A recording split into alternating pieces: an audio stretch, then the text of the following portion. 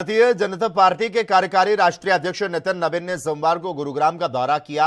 इस मौके पर मुख्यमंत्री नायब सिंह सैनी और प्रदेश अध्यक्ष मोहनलाल बड़ौली ने उनका स्वागत किया। दिल्ली बॉर्डर से नितिन नवीन को खुले जीप में बैठाकर भाजपा के राष्ट्रीय कार्यकारी अध्यक्ष को NH 48 स्थित भाजपा कार्यालय गुरु कमल तक लाया गया, जहां पुष्प वर्षा की गई। यह नितिन नवीन का हरियाणा का पहला दौरा था और इस अवसर पर उन्होंने स्वामी विवेकानंद की जयंती के अवसर पर भारतीय जनता पार्टी के युवा दिवस के आयोजन का जिक्र किया।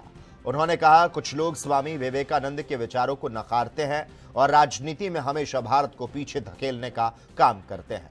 इस दौरान मुख्यमंत्री नायब सैनी ने कहा, गुरु द्रोणाचार्य के पवित्र भूमि और हरियाणा के पवित्र भूमि पर आपका स्वागत करता हूं। उन्होंने कहा, अध्यक्ष जी हमारे बीच एक बड़ा राजनीतिक संदेश देने आए हैं। वे लगातार विधायक के रूप में काम कर चुके। हमारी पार्टी में कोई वंशवाद नहीं है, केवल कर्मठता और योग्यता की पूजा होती है।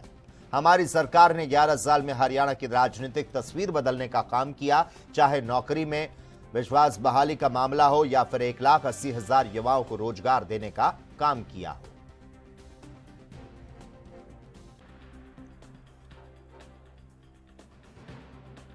ये महान दिन है, मैंने कहा है, और आज हम सब के लिए एक ये महान वो आत्मा को आज हम सब यहाँ नमन करने के लिए एकत्र आए हैं, जिन्होंने भारत की आत्मा को विश्व मंच के ऊपर स्थापित करने का काम किया है। ऐसे महान व्यक्तित्व स्वामी विवेकानंद जी की जयंती पर हम सब यहाँ एकत्र आए हैं।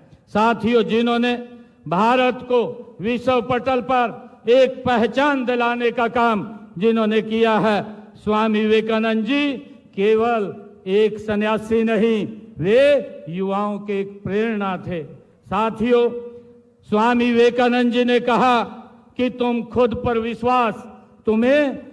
पर विश्वास होना चाहिए, क्योंकि ईश्वर भी उसी की सहायता करते हैं जो स्वयं अपने विश्वास करता है।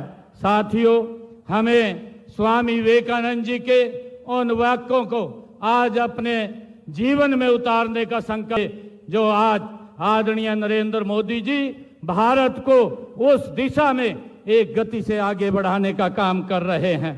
साथियों, आज का दिन मात्र एक तिथि।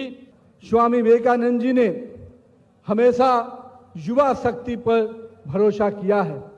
उन्होंने माना था कि जब जब इस देश को आगे बढ़ना होगा, जब जब ये देश नई ऊंचाई को छुएगा, तो उस ऊंचाई का नेतृत्व भी कोई न कोई युवा उस प्रकार से करता आगे बढ़ेगा।